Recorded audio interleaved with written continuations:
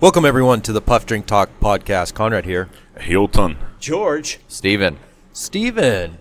Welcome. First time on the podcast. Yeah, long-time listener, first-time caller. Welcome to the cave, man. Welcome to the cave. Well, thanks for joining us this fine Sunday morning in Austin, Texas. Yeah.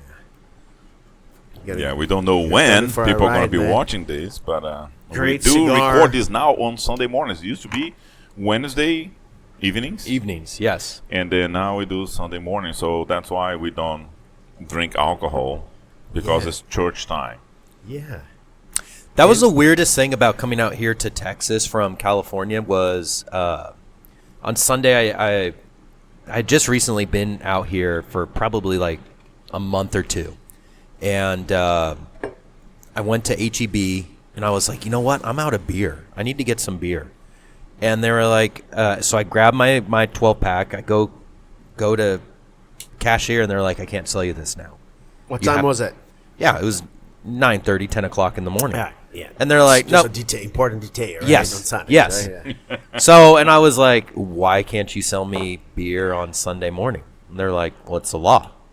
You have to wait until what? After 12, 1 o'clock 12, or something like I that? think 12. Yeah. And I go, why? And they're like, it's the law. Welcome to Texas. And I'm like, okay. So put my beer down. I had a bag of chips and some meat, and then I checked out there. And Thank you for the clarification. Yeah.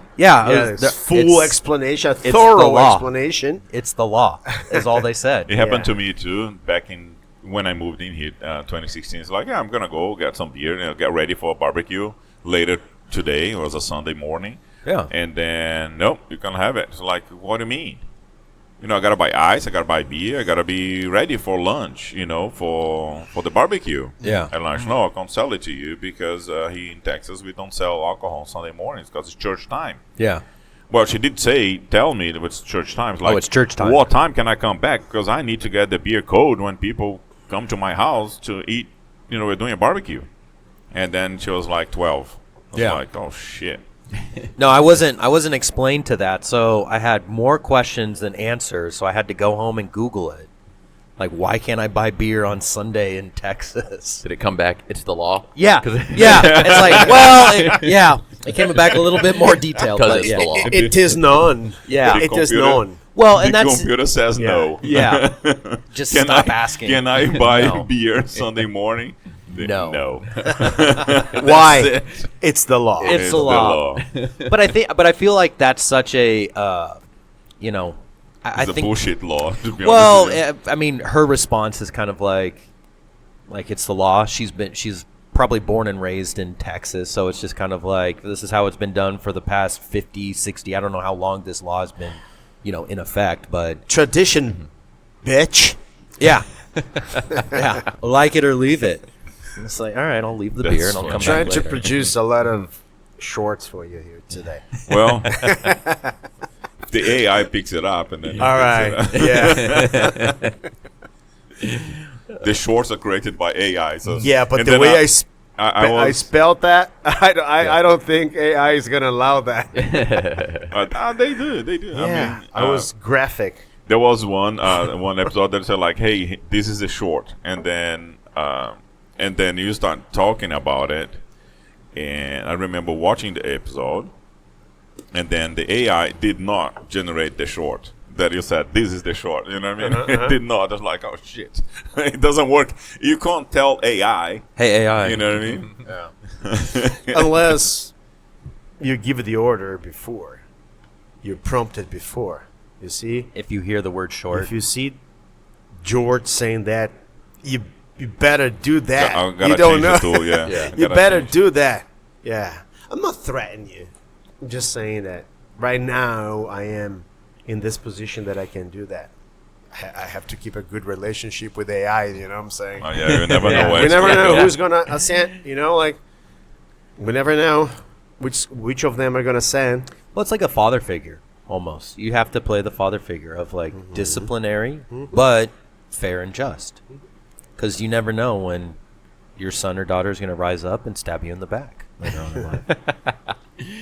In this case, I don't know how the betrayal will translate, how the AI is going to do that to me. Dude, Terminator, Yeah. 100%. Hey, why are we talking about AI? But I would like to know, and I have the camera only on you because I was like waiting for you to ask. I know. See, I have the camera on me now.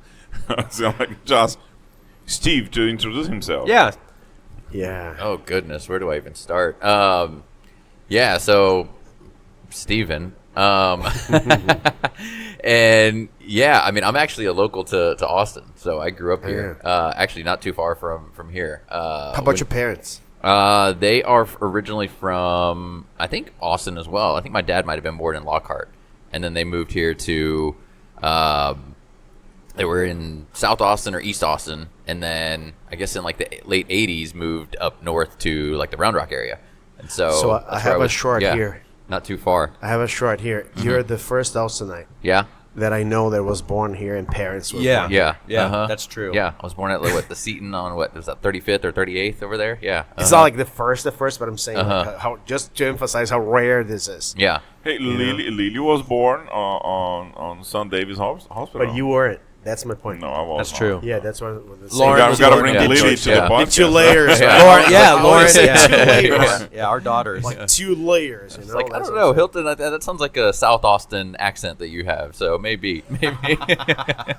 Very south, like Brazil is south of Austin. Yeah. You know? Hey, there you go. But yeah. you have to really travel south, Yeah. to reach it. saying. And where have you been in the U.S.? In the U.S., I've been. So my brother lives up in Oregon, so I go up there probably once a year. And then where I've been, Florida, I guess. On as far as northeast, the furthest I've been is probably maybe Tennessee. I guess maybe Chicago, Illinois. I feel like the Midwest. It's funny you were talking about Montana earlier. I've been to Montana a few times. I love that part of the country. I couldn't The ever glacier, live there, but like, Yellowstone, the glacier, Yeah. man, it's and what do they call it? Big Sky Country, Yeah. and I don't know. I to me that didn't sound like a thing, but then you see it and you're like, oh, whoa, no, this sky goes on forever. So California, I feel like San Diego is probably one of the places I could live. But everybody probably feels that way. And then I love like Colorado, like that area. Yeah, that part of the country is just beautiful. It So, is, isn't it? Yeah. Cool. What part of Oregon does your brother live in? He is near Eugene. Yeah. Oh, okay. Eugene. So right by the I guess the university. Yeah. Right on. Very cool. And then I always drive up to the coast when I'm there. So My grandparents used to live in Florence, Oregon. It's where the sand dunes are. okay. So we had some ATVs. We would always go riding, make a big long vacation out of it. Go stay with them and go ride on the Yeah. coast, see some whales. You know, go Yeah. ride the sand dunes and stuff. So yeah, Yeah. I saw some whales. Where did we go? We went up to what is it? Hasita Lighthouse, somewhere over there on the coast, and we were overlooking and. I was like, what is that? And they're like, oh, that's whales. I was like, oh, wow. Never see. Isn't you don't that see those cool? in Austin. Yeah. So, yeah. Whales so you can see from the coast instead of like having to be on a boat. That's nice. Oh yeah, big. The ones that I saw were humpback whales, and I mean they're as big as a big touring bus. They're huge animals. Yeah. I'd have to go back and look and see what kind we saw, but yeah, pretty incredible. Yeah. Yeah. No, Makes that's you feel cool. very small. Yeah. Even seeing them from afar, you're like, dude, these things are ginormous, and you're like, that's a ways away. Seeing them, Yeah. that's really cool. No, I love Oregon. I definitely. So I was born in Seattle, the Seattle area, and then lived in California, stationed in San Diego. So Okay. I understand the appeal Yeah. of living in San Diego. But I have my sister lives just outside of Portland in Vancouver, Washington. Okay. So she kind of has the best of both worlds. No state income tax of Washington, but she just drives 10, 15 minutes into Oregon and pays no sales tax on Yeah. everything. So she lives like in a pristine, a good spot right there. I will say the thing that tripped me out about Oregon is they still have the the attendants at the gas station. Yeah, yeah. And I thought that was so weird, and my dad didn't know how to react to that. He was like, "No, I got it." And I'm like, "No, like that's a thing we do here. Yeah, It's the law. it's the law. Yeah, It is known. It's the law. Yeah. So you do not serve yourself in a gas station. Yeah. It's the law. It's like in Brazil. Brazil, you always have like a person that does that. What do you do, Steve? So about, I guess, a year and a half ago, a old friend of mine asked me to start up a partner with him in a marketing agency. So I had worked for several marketing companies previously, and those were all very cookie cutter. And so, yeah, we got in conversations and asked if we agreed on how we wanted to go about things. I was all in, and so got into doing marketing and brand building and brand strategy for small businesses. So everything in the digital space. So social media, do websites optimized for AI, local SEO, Google searches, paid ads, organic content, everything. I'm big on storytelling. So, I feel like every person and every business has a story. And so I always kind of say that we help you tell that story anywhere someone can find you. So. That's awesome. That's really cool. Yeah, his specialty is in storytelling, and then, but it's building a company from. I mean, George is working on this, right now. He's literally building, a company based on storytelling and everything. He has Actually, an yesterday, agency. I was just about saying that. Yesterday, I spent like 3-4 hours just choosing to whom the voices I need to have. So I create a voice. I'm right in the middle. And then I have, every post needs to go through a carousel. Okay, so how the parents, in this case, the athletes, I work with athletes, parents, athletes, the agency, the schools, the coaches, the American coaches, the admission, how every one of these different characters in my story will react to my post. If half of this is green, maybe I post. If less than half is green, I have to rewrite or rethink the post. This is how I feel, Yeah. Well, and a lot of people don't realize a lot of posting is experiments. You will post something, and I was talking to somebody recently, and it's like, just post it all, and if this one gets more engagement, then do more of that. If other things flop, then do less of that. And the algorithm and your audience will, exactly. Like, we won't do that one again. Let me just put one information on that one, which is completely true. So because I post shorts of the podcast all the time. And then there was one short that got like 1,900 views, and another short that got like 4 views. And probably 4 views was like the 4 people that clicked to watch, right? And I remember taking that video down and then rescheduling it to a different time and whatnot. It's still nothing. 0 views from that on, because it still shows only 4 views. Which means it's the content. It's not the time. It doesn't matter. So it's all about.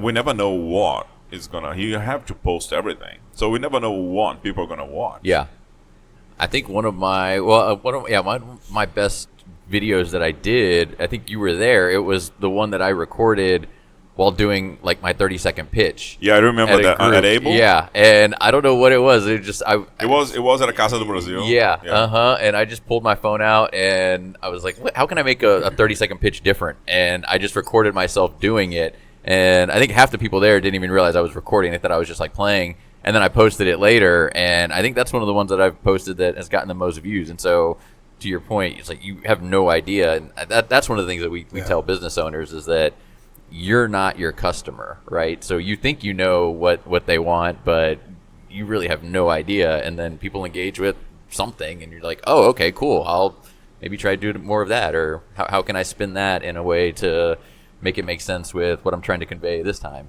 So it's pretty cool. Yeah, that's pretty much what, you know, like Gary V. He says like, just post everything, and then you only put money to push, more on the ones that are already getting a lot of views. Not because it's already getting a lot of views. I have to put money on that. But no. All the other ones that people are not watching, delete them, forget about them. And the ones that have been watching, if naturally people watching that, if you put money in it to kind of make it go viral, that's what you gotta do. Yeah. Because it's already, and even though if you watch it and don't like it, like you just said, like, you are not your customer. Your customer is your customer. That's a good one. Well, and it's funny you say that, because what is one of our biggest videos on this podcast for the cigar reviews? I don't know, but it's the tobacco, which is a infused flavored cigar. It's an infused flavor cigar. It's nothing special. It's nothing boutique. It's nothing name brand. It's nothing, $15, $20 a stick. It's probably $4 or $5, and that has the most views. Just something that you go onto the shelf at a cigar place, or I don't think they sell them at gas stations, but you just go like, yeah, I'll take that. Yeah. And that has the most views. Do you know what? Yeah. When AI was creating the title and gave me 3 suggestions, and one of them was like, these $5 gas station cigar. Rocks. Yeah. It got a good score last week. And that's to before. that point is that we feel we have to do cigar reviews about higher end cigars, or cigars that are going to be a little bit more interesting when people don't have money to buy those, or or more people are interested in getting to cigars. Yeah. Yes. Or an entrance into smoking cigars. Yeah. I find that interesting. Man, I remember the first time I talked to Conrad about smoking cigars. Like, my brother always smokes the tobacco, and they're like, but that is infused flavored cigars. It's not really a real, cigar. So no, you gotta smoke it. You're gonna see it, and then it's not a bad cigar at all. This one that we smoked, I liked it better than the first time, 1 year ago. Yeah. And then yes, so the video just went live today as we're recording these. The new, like a revisit on the same cigar, went live today, and it got a good score because it's not a bad cigar at all, But it gets most views for sure. But to your point, we think we know our customers. No, we don't. But we don't. Well, we don't sell cigars. So. We don't.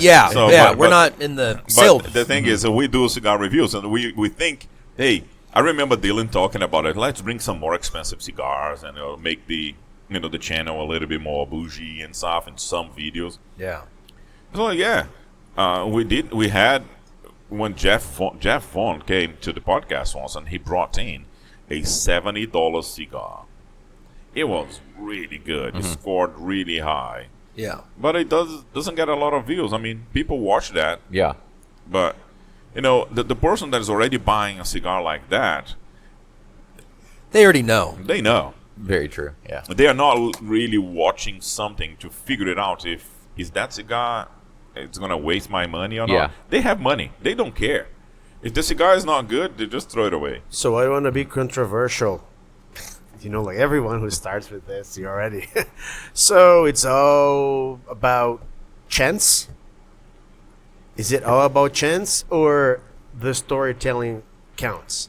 That's important, to choose that. Every time the agency I work with, a market agency, right? They send it to me. They send for every post. They send 3 or 4 versions. So I record 3 or 4 versions, and then we cut the versions that you don't cut. It's just in there. Like you can't even hide. You can't even keep it less. But that's what you do. Like you feel it. Then you just spin it. The one that works, you just spin it. So I wouldn't say it's chance. I'm going to answer. I'm going to ask and answer. I don't think it's chance, but we don't know how the algorithm works. We don't know what they want for us, from us. So I think we should try. I definitely should try. But inside my storytelling, it's just that, man, I feel that if I'm loyal to what I do, I feel more authentic. You know, like it took me a long time to record the first videos. You know, because the first videos, it's not you, it's the agency trying to understand who you are.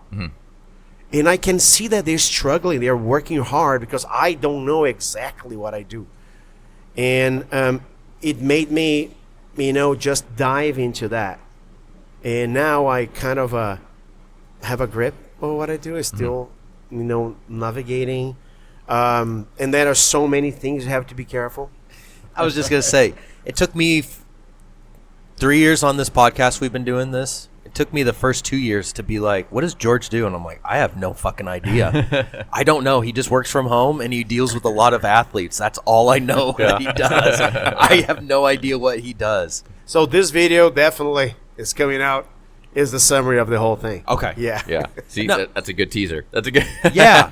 Yeah. You have to check it out. You have to check it out. Yeah. Yeah. No, it's just that the teaser was like 8 seconds, 9 seconds. Now the videos, you know, it's so it. I like the way they are doing that. They are pushing me, you know, like every week. I don't deliver the videos because I don't feel it. I don't feel it Yeah. because it's the beginning, you know. It's the second, third post, you know. George, I saw a guy. He was saying he does a video and with a black shirt, and then he does the same. He changes the shirt, and then he does it with the yellow, and then he does it, and then he posts all of them with the same content. Of course, maybe he's posing a little bit different and whatnot, but he's like different, you know, color shirts, but doing the same content, and he posts everything. And then one of them will do much better than all of the other ones, and he has no idea why. So he just like stops all of the other colors and leave that one with that color and go. Yeah. You know what I mean? Because it's like it's the same story because it's telling a story, but it's a different color shirt. Yeah. Even he goes to that level, and it's like, As a consumer, I hate that. I stop following people who does that. People who do that, right? So but that's me. But you know, like I feel that if I am genuine to my product, to who I am, I want to have in my business. If I have 5,000 followers, but they are dense, I'm good. I don't need a million followers. So do you understand what I'm saying? The strategy that I sell a product that it's relatively elite in Brazil, not here, very right? niched, yeah. Which is here it would be a cheap product, right? But still, I speak with that. This is my audience.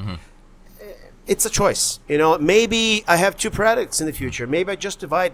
It's easy, just divide a product in 2, and then explore in different ways. I think it's just different routes. Yeah. Well, and I think it's kind of both of those things. I think tapping into who your ideal avatar is so important, and some of that you'll find out through trial and error.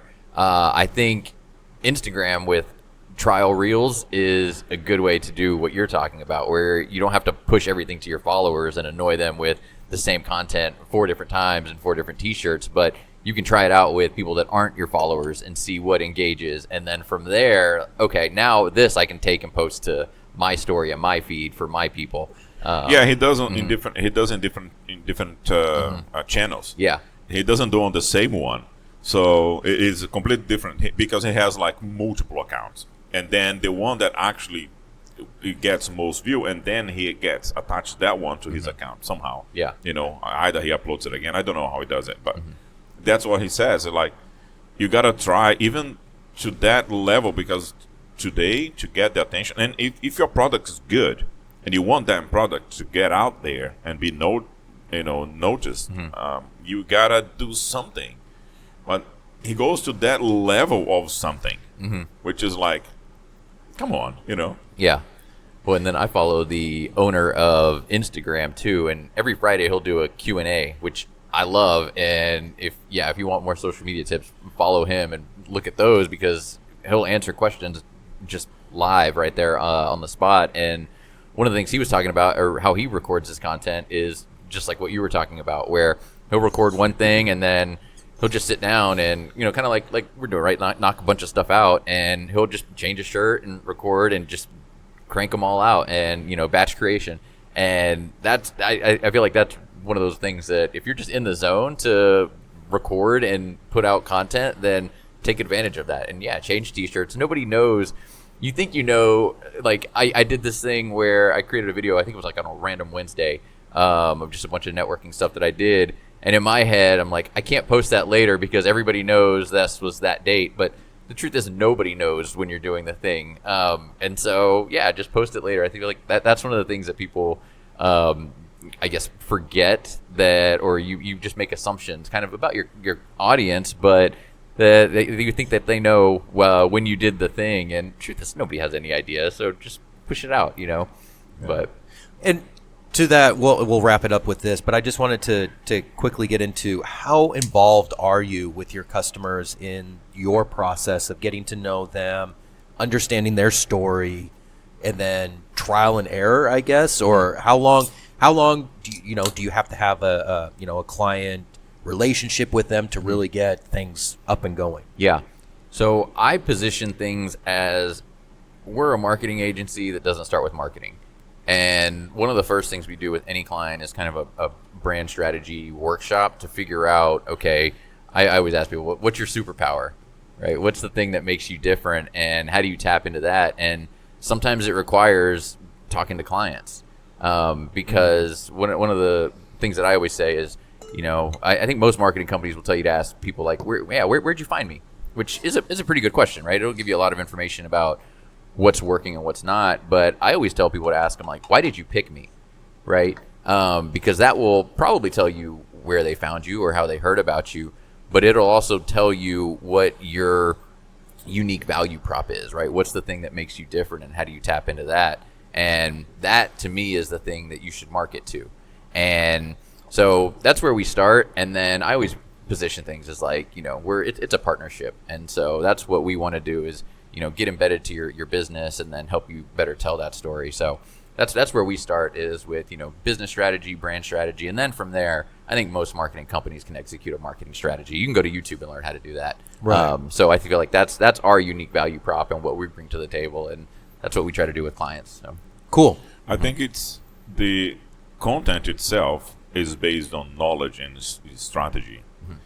The posting of it and the versions of it is the try and error to see what's going to catch on, you know, and then, you know, things that are not working, you can tweak them, you know, to make them, you know, maybe, you know, better and whatnot. So should we wrap this one up? Yeah. Let's do it.